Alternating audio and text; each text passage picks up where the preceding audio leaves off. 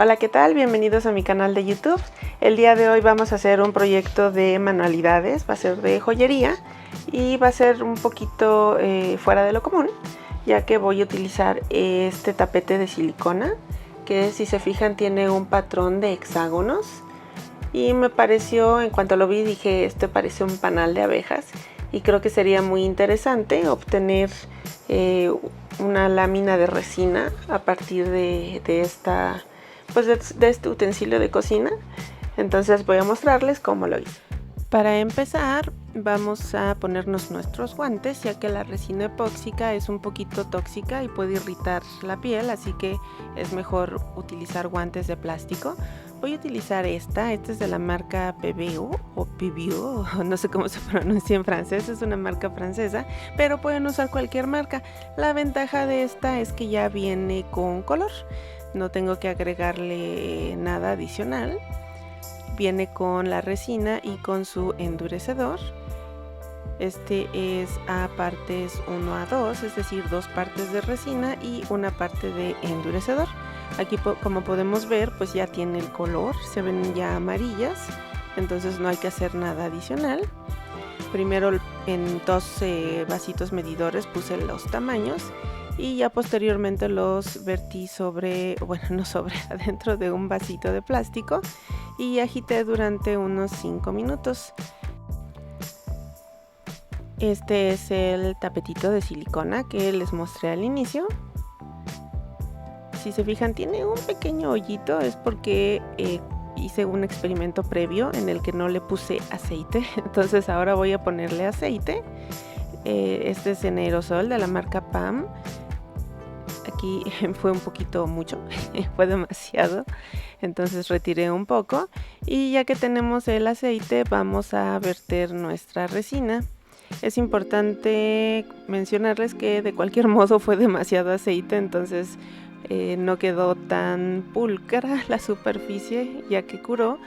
Entonces tengan cuidado con el aceite, no le pongan tanto, y aquí simplemente es verterla en todas las pequeñas celdillas, es lo que estoy haciendo, y después con una batelenguas las traté de distribuir, es decir, abarcar la mayor cantidad de celdas posibles y también tratar de que fueran piezas completas, no medias celdas o un cuarto o un tercio, sino que fueran completitas cada una de las celdas.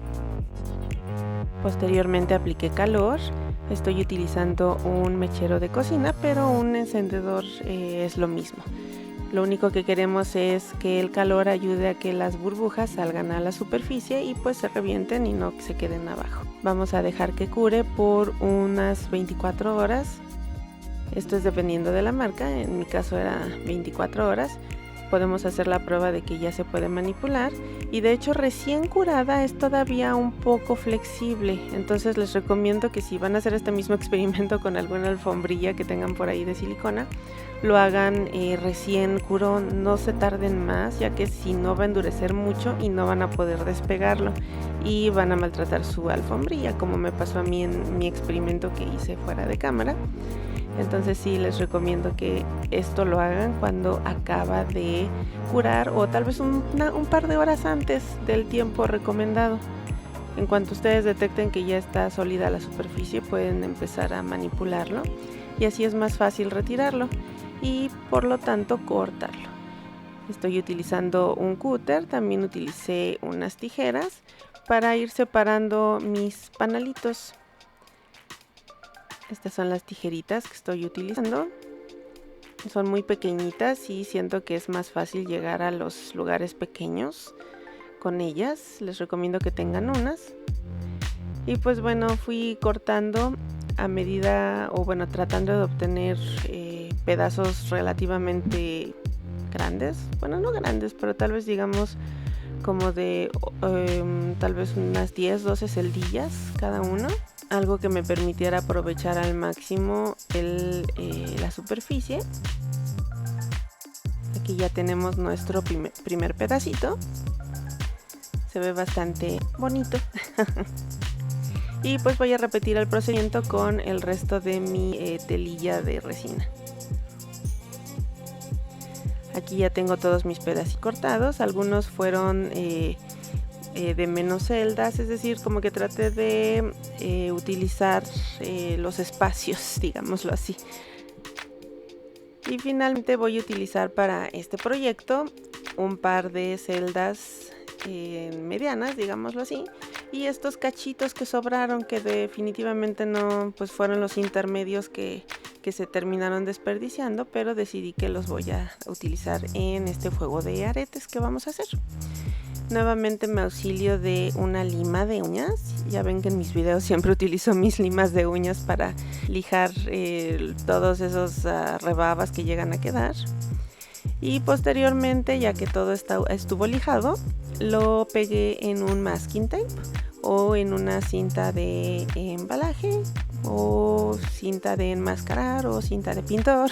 Tiene muchos nombres, y más que nada para que fuera más fácil manipularlo. Y ahora voy a utilizar este pegamento con brillantina. Este es de la marca Elmer's, se puede encontrar en cualquier papelería y es un tipo de pegamento escolar. No es nada sofisticado, no es algo que tenga que encontrarse solo en alguna tienda de arte, sino en cualquier papelería. Y pues bueno, apliqué esa brillantina sobre cada uno de mis hexágonos, precisamente para tratar de realzarlos más y darles más brillo.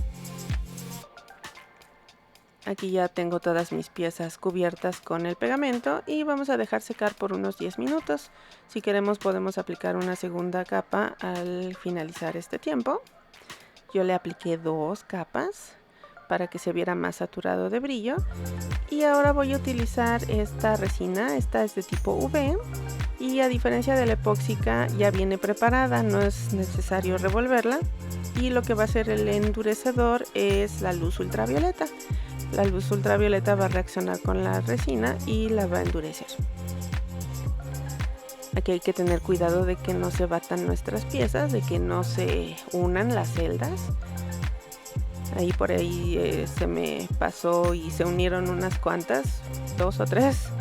Y traté de retirar lo más que pude del excedente. Afortunadamente no es algo que sea visible en la cámara. Y apliqué 2 ciclos de luz ultravioleta de 120 segundos. Aquí ya las tengo endurecidas.